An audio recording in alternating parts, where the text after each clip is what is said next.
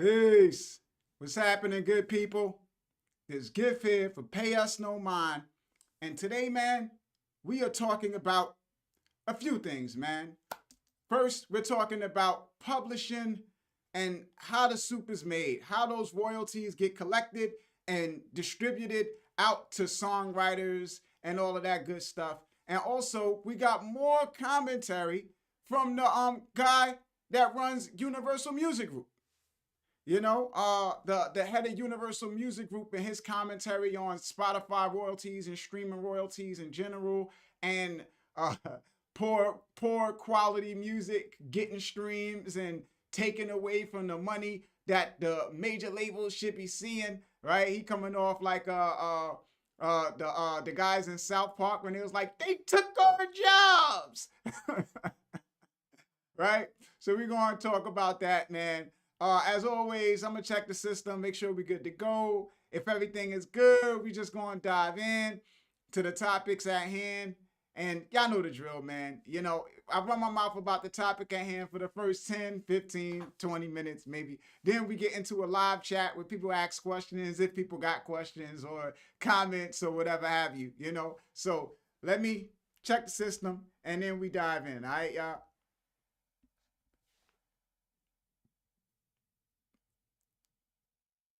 Oh, man.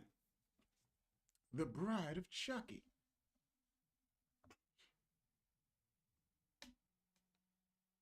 Yeah, man. Pardon me, baby.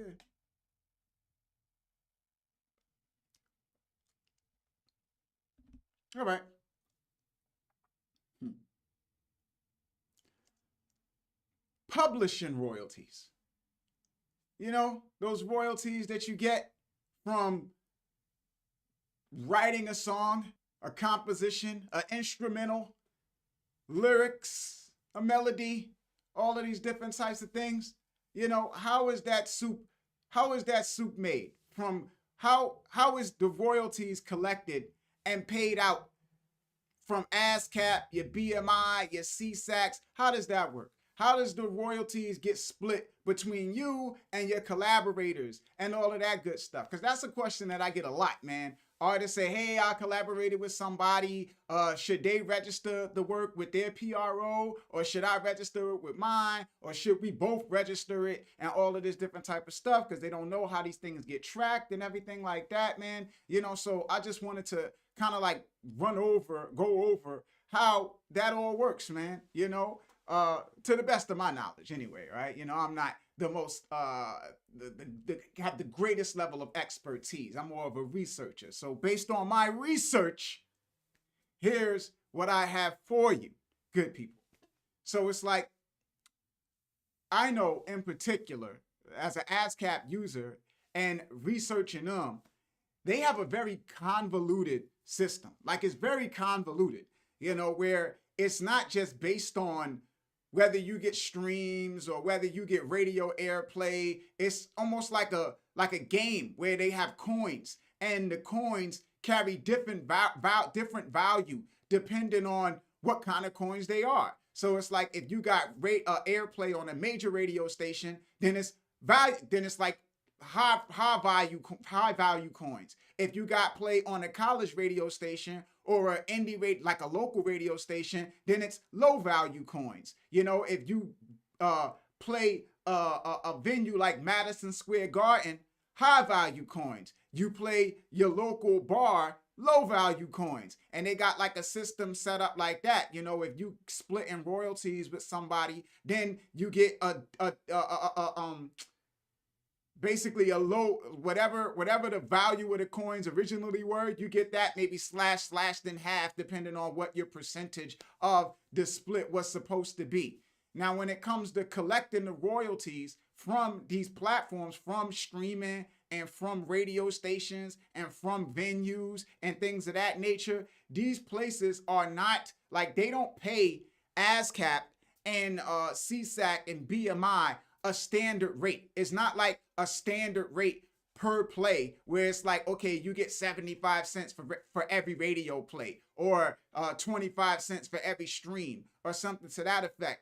They pay ASCAP and these PROs a lump sum based on based on the amount of revenue that they generate.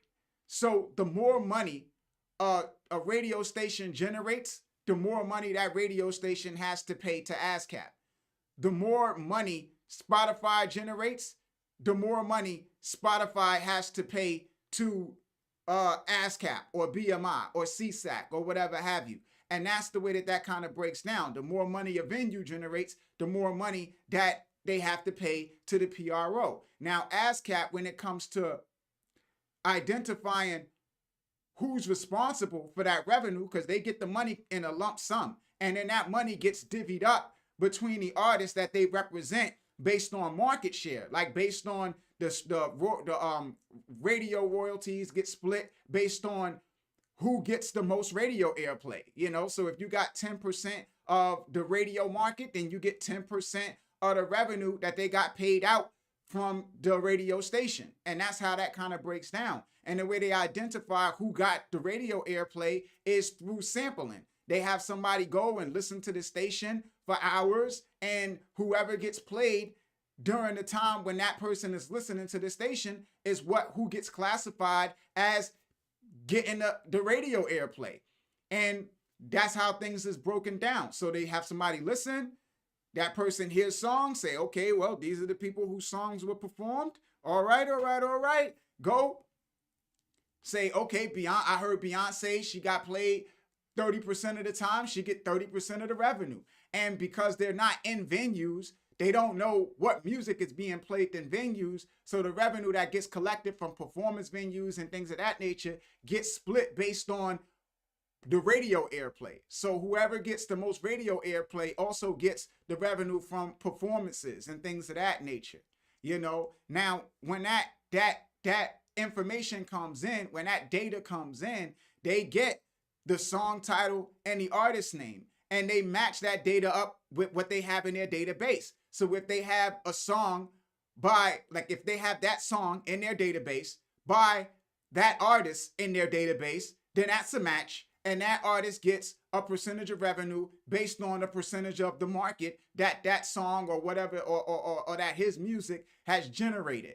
And when you fill out your registrations on ASCAP or whatever have you, you put down your name and your song title and what percentage you're owed, and you put down the artist or the co-writer's name and what percentage they're owed. If they're represented by ASCAP, ASCAP checks their database. They see, okay, I got song 1 from artist A featuring artist B, who's a collaborator. They're splitting it 50-50. If y'all both are represented by ASCAP, then they handle that 100%. If not, then they pay you based on that convoluted point system and say this guy gets 50%. So that's this coin slashed in half or whatever have you. And BMI has their own system. BMI doesn't do polling, like they don't listen. They get they get effectively like a report from the radio station that they get like a report from the radio station that outlines which songs got played and things of that nature. But you would think that's a better system, but they have their own system of discrediting certain songs, right? That come from that get played on certain stations. So all of them have certain ways to kind of like basically prevent indie artists and indie radio stations and stuff like that from basically pooling that money and making sure that people at the top get most of it effectively. That's the way the system works through and through, from ASCAP and BMI to mechanical royalties. All of that stuff pretty much works the same way, making sure that people at the top get most of the money. But that's how that system works. You know, it's not a per play rate. It's a percentage of revenue or lump sum that they get, and then they split that lump sum between all of the songwriters that they represent, and they have a database of songs and artists that they represent. And when those songs come in with the song titles and the artist name, they match it to their database. Now there's a lot more data for them to effectively match, because it used to just be song title and artist name. So if you have multiple multiple artists with the same song, confusion, right? people are getting money other people should have been getting. Stuff is getting lost in the source, all of this different type of stuff. If you had artists with the same artist name and the same song, confusion. Now you got ISRC codes, you got UPC codes, you got all of these different codes that allow them to identify what belongs to who. You know, you got audio fingerprinting, all of these different types of things. So you go to, if you register a song with Song Trust, they have all of those options, right? ISRC codes. You could upload the audio to get it, to get the audio fingerprint. You got the song title and the artist name. So it's all of these different things to be able to identify, oh, that's the song that belongs to this person, right? You got like a social, something like a social security number as a songwriter. I think it's called the IPI number, you know, that you got as a songwriter. There's a ISWC, I believe, International Standard Work Code for the song, which is like is a UPC code for the song that identifies that. So you got all of these codes that allow them to effectively track everything, but still, money still gets lost because sometimes people register songs and they spell people's names wrong. They don't have people's government names. They only have their artist names. Maybe sometimes that person didn't register. Because listen, man, I work with producers and stuff, and you go down and you fill out the information, and then they decide they don't want to go by that artist name anymore. So you don't know their real name. So you put down their artist name, but then when they go register with ASCAP, they register under a different name. And they don't put down that that other name was also a name that they go under. So then when the royalties get collected, they don't get their share because whoever's collected, when the royalties come in, the PRO doesn't know who to pay. So that's where black box royalties come in. It's just money that gets set aside because we don't know who this belongs to.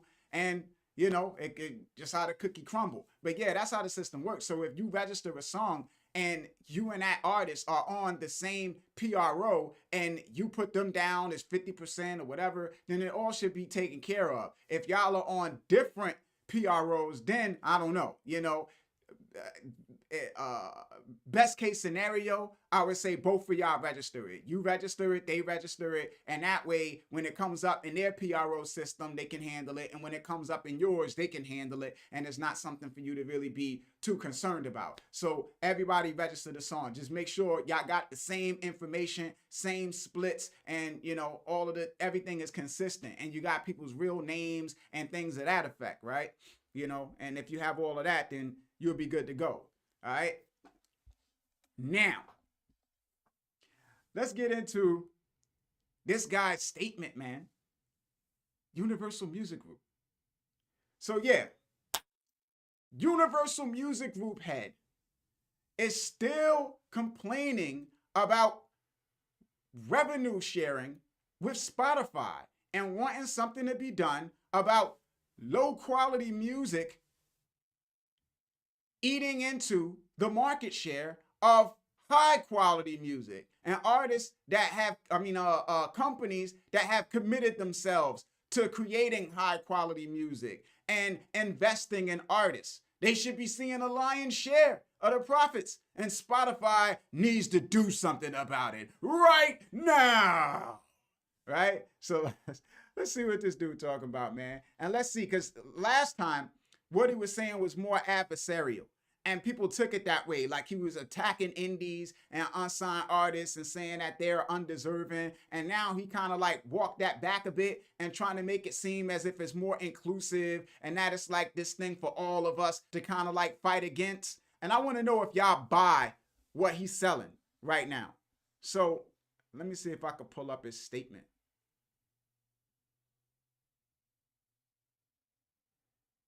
Oh yeah, man, right quick. Right? The artist management program that I was telling y'all about previously that I got going on, man. Yeah, I got some artists in here, man, that I'm working with right now, man. I think this is the roster so far, man. We got J.X.S.H, right? We got my man Trey Avalon. We got Christopher Daydream, singer-songwriter. We got my man Pharaoh Z, right? Pharaoh Z. Your favorite rapper's favorite rapper, you know, word up, yo. This is the roster so far, man. So we constructing it, we building it, man. You know, we gonna start marketing and promoting them, and I'll be documenting everything I do for them. as we build out, you know. And also there's this, right? So I recently just put up this ultimate guide to building a music business, which is effectively me kind of like laying out all of the information that I've acquired through the years and just putting it in one like it's this is a newsletter. So it's like section by section. That's what this allows me to do. So rather than like waiting for like however long it take me to get all of this information out of my brain, I can like tackle it section by section. So I could go YouTube. Okay, YouTube ads, the YouTube platform, SoundCloud, the SoundCloud platform, SoundCloud ads, and do it section by section. So I started off covering YouTube ads, or Google ads rather, you know, targeted towards YouTube, and covering the different sections of YouTube ads and going into the details of how those platforms, how it breaks down, and what you got to do to get the most out of it, how it works, you know, what you need to look out for, because there's a particular way to go about it that to not end up with like just basically worthless views and nothing else. So it's like if you're looking for impact, you know, this is what I kind of like break down in there. Okay, how to do impactful ads, how to do ads that's gonna basically create some type of fandom, or at least have you in a position where you got people who can reconnect with your music at some point, and it's just not in and out, right? So it's talking about that. It's analyzing these advertising platforms and how they work and the inner workings and all of that stuff, and then diving into the YouTube platform itself and comparing youtube.com to YouTube Music and breaking down what the differences are between those platforms, as well as going into YouTube analytics and how the artist analytics differ from the standard analytics and all of that good stuff. So we breaking that down. It's a link to it in the description box. It is for it's like a subscription type of thing. So you could sign up, you could pay monthly, or you could just pay for the year. And as I dole these things out, you know, you'll get them in your inbox and everything like that, man. So definitely, man, lay back and enjoy the ride. Word, man.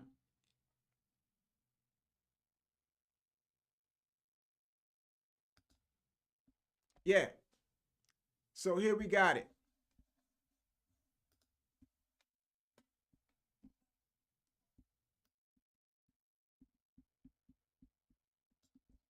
Yeah, man. So let's go through this right quick. Excuse me while I whip this out.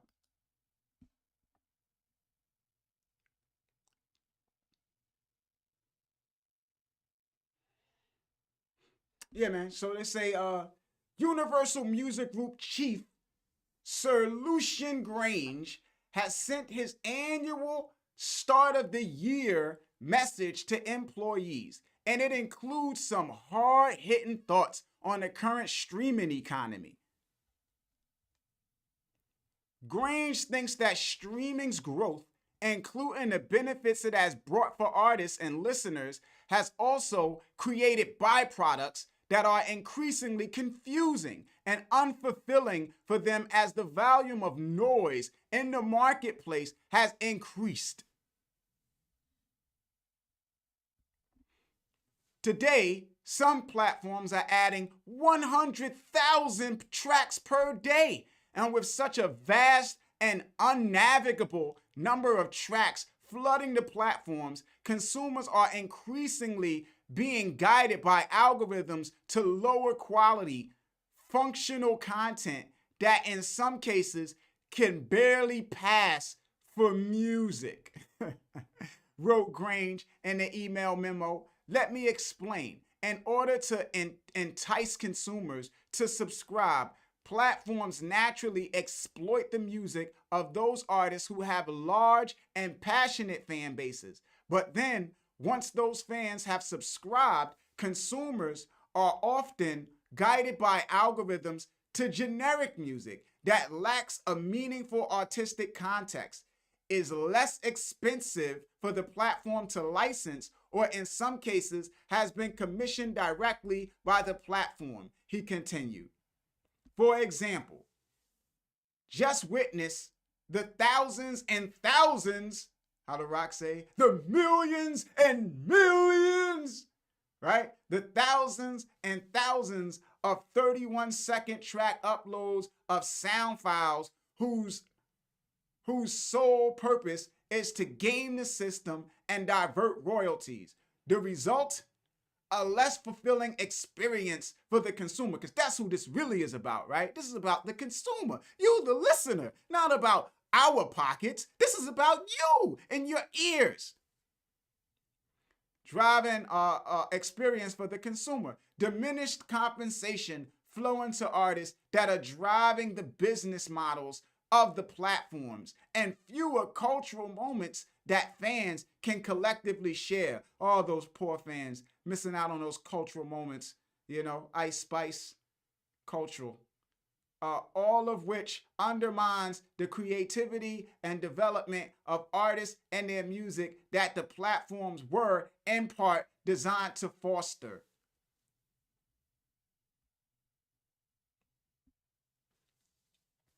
Right? He says, Grain said he is not surprised that this situation has arisen.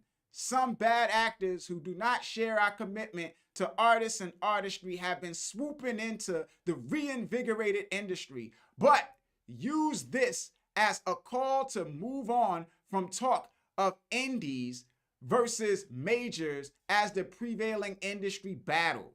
The real divide is between those committed to investing in artists and artist development versus those committed to gaming the system through quantity over quantity or through quantity over quality. The current environment has attracted players who see an economic opportunity in flooding platforms with all sorts of irrelevant content that deprives both artists and labels from compensation they deserve, wrote Grange. What's become clear to us and to so many artists and songwriters, developing and established ones alike, is that the economic model for streaming needs to evolve. As technology advances and platforms evolve, it's not surprising that there's also a need for business model innovation to keep pace with change, he continued.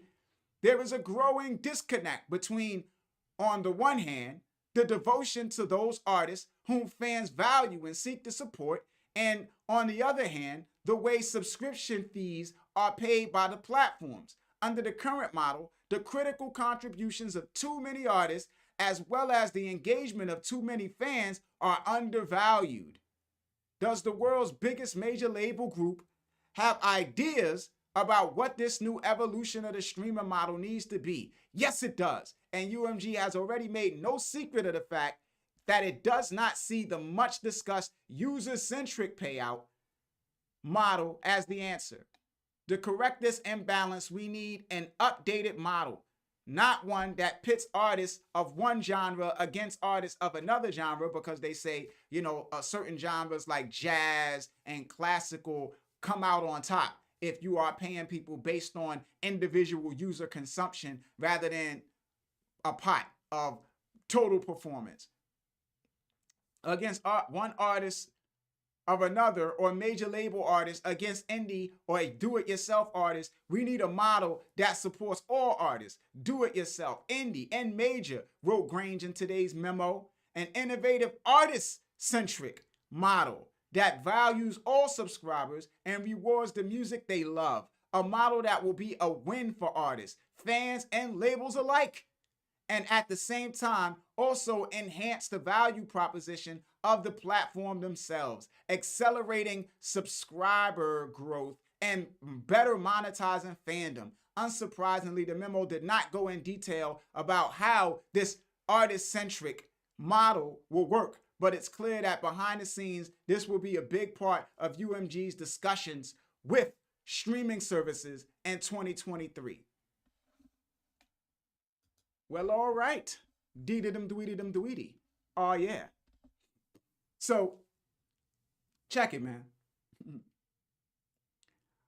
Are y'all buying them making the argument that this is not about major labels versus indie and do-it-yourself artists, and it's really an argument about all people from all of these different groups, do-it-yourself artists, indie artists, major labels? We're the ones providing quality music, and there's some mysterious people out there that are just uploading garbage, 30 seconds of whateverness that you can't even call music to game the system. Like, now, I'm not going to even say that there isn't that. There is that. There are people that's doing that.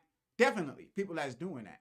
But is it so many people that's doing that to really like make as much of a fuss as he's making about it? Like, is this guy really, do you believe him as an ally to indie artists and do-it-yourself artists? Is it some, hey, we're all gonna lock arms, hold hands, and sing and try to get Spotify to pay us fairly? Or is this a ruse, right? To not seem like, not make it seem adversarial, but still behind closed doors, get in there and be like, yo, Spotify, man, you need to like knock it off and make sure we get ours. You know what I'm saying? Because those guys, I don't know. You know, because I mean, even with the argument that he's making about the algorithm pushing people toward low quality music, it's like the algorithm push people towards the music they consume. So it's like the reality of the situation is if people ain't consuming major label artists, it's because they don't like it. You know what I'm saying? It's not because the algorithm is steering them away from it. The algorithm is to some effect outside of the rigging that the labels have kind of like twisted Spotify's arms into engaging in. It's somewhat pure. If you listen to lo-fi hip-hop, you get a whole bunch of lo-fi hip-hop artists recommended to you. And a lot of those artists aren't signed. So you get a whole bunch of unsigned indie artists if you listen to that style of music. If you listen to chill wave and things of that nature, you get a lot of unsigned indie artists that aren't major label artists, because not a lot of artists that make that style of music get record deals because they don't really see a big upside in it. They don't see a lot of them becoming megastars. So yeah, if you listen to a certain style of music, it's going to be fed back to you. It's a feedback loop. The more music you listen to, the more that music gets fed back to you. So making the argument that, oh, it's the algorithm steering people toward low quality music, whatever you perceive to be low quality music, if people are being steered toward that way, it's because that's the music that they're listening to. And if that's the music that they're listening to, that's the music that they're like, that they like. So who is he to say that these people shouldn't be allowed to like the music that they like because it's not something that he perceives to be high quality? You know what I'm saying? So that's where I kind of look at things and feel like, I don't know what he's saying, man, because yeah, it's just weird to that effect, man. Yeah, it's just weird to a great extent to be making this distinction between what's high quality music and what's low quality music when music is art. And who's to say what's art and what's not, or what's poor art and what's not? You know what I'm saying? It's like any painting, any song, anything somebody makes, I could say it's ugly, and there's always somebody else that thinks it's amazing. You know, I would say the only real distinction is what the artist was shooting for. Right? So it's like if somebody shoots a basketball for it to go in a hoop and it missed, then it's like, well, that was a miss, right? He wanted the ball to go in a hoop, it didn't go in a hoop, you know. But if somebody throws a basketball at you and hits you and somebody is like, well, he missed the shot, it's like, well, he wasn't trying to shoot a shot, he was trying to hit him with the ball, you know what I'm saying? And he did, you know, that's what he was aiming for. So if somebody makes a poor quality recording on purpose because that was what was intended, somebody else that likes to hear music mixed and mastered and EQ'd to death and everything like that can't come and say, oh, this is pure art because it doesn't fit my personal taste. That's your personal taste. And somebody else that likes to hear music that sounds like it was recorded in the closet might feel like, well, this is amazing. Oh, this is raw music. Ooh, I like that underground dirty sound. Ooh, you know, like, oh, I'm going to go and record a song in the middle of the street with cars passing by and wind blowing and stuff like that because I just want that effect, right? That's an artistic choice. That's not so much, oh my God, this guy he doesn't have a perfect studio sound. Oh, it's got all of this noise in the back. Like, well, that was intended, right? So it's like, it ain't your cup of tea, effectively. So that's where I kind of like look at dude with what he's saying. It's like, yo, all right, this music might not be your cup of tea, but if people are listening to it and it's being fed back to them because it's what they're listening to, then, you know, you're just complaining, right? As what you call it? As Snoop Dogg and them would say, right, from Doggy Style, DJ Salty Nuts, right? Really salty there, buddy. You know. Now, just real quick to highlight this, man, and this is something for like a lot of, I would say, you know, rappers that make a certain style of music. YouTube has updated their terms of agreement with partners, and now if the first 8 seconds of your video has profanity in it, they will demonetize it. So if the first 8 seconds of your video has cuss words in it, they will demonetize it. And oh, hold on, y'all. They will demonetize it, right? If the first 8 seconds of your video has cuss words in it, they'll demonetize it. And what they're saying now is they're not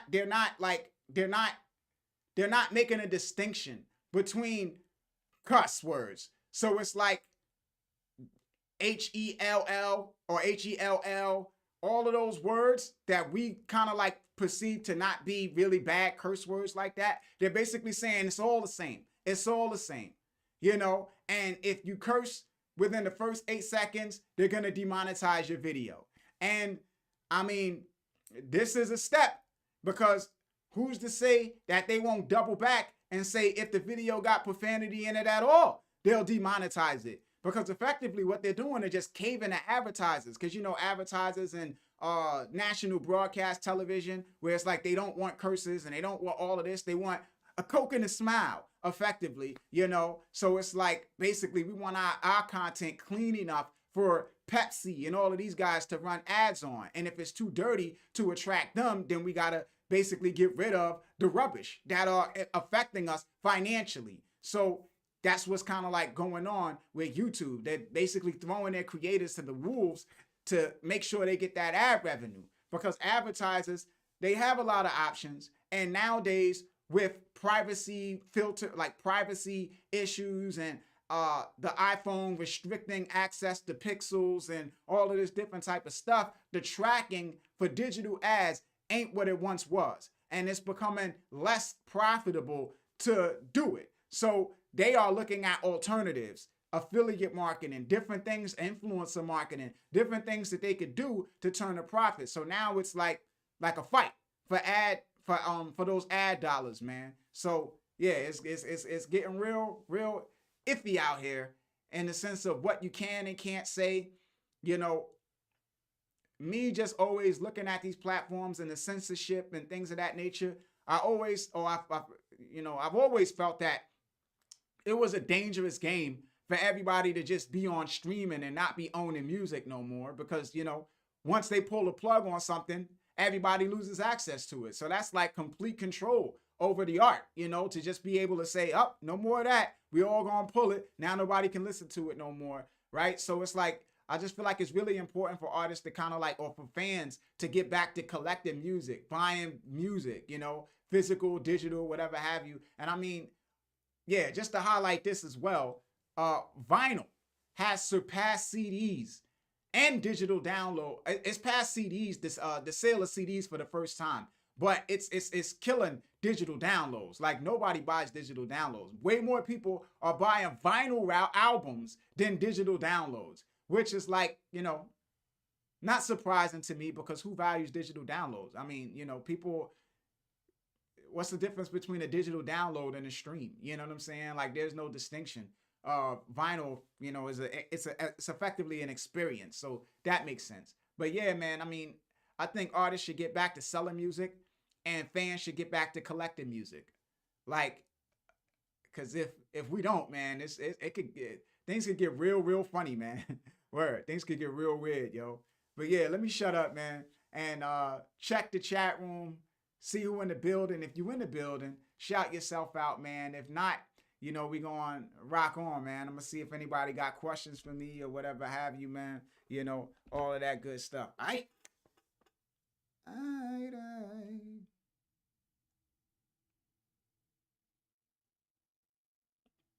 All right, we got Mike P. Fitzpatrick, long distance traveler, Zope Belafonte, aka Kinsey Babyface Peerless, Dre Day, Sean Hendricks, Sleepy Montana. What's good, y'all, man? If you in the building, you want to shout out, tap in. If not, you just laying back, man, listening to the music. It's all good too, right?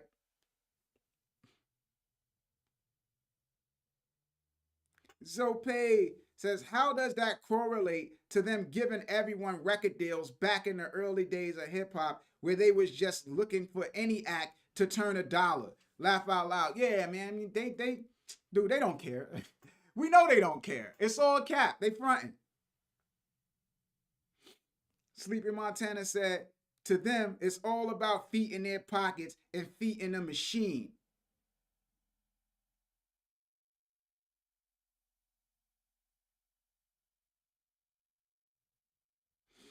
Yeah, man. And Zope Belafonte talking about the Kanye thing, man. He like, yep, and anything that considered against guidelines can get your channel deleted, right?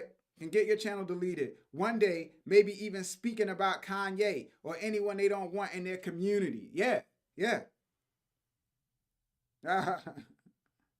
Yep, yep.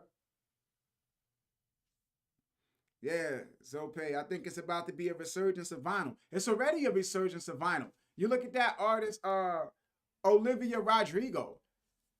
Her demographic is teenagers. She came out with a vinyl album and it sold out in like a few hours? That album was sold out vinyl. And these are people, what, 16, 17 years old?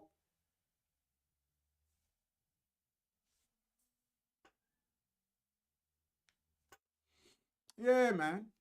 But yeah, yo, let me get up out of here, man. I mean, if anybody want to hit me up, y'all know where to find me, man. It's at Pay Us No Mind on Instagram, at Pay Us No Mind on Twitter, Pay Us No Mind at gmail.com. All right, good people. This is Gift signing off. Pay Us No Mind. Peace, good people. One. Get it out of here.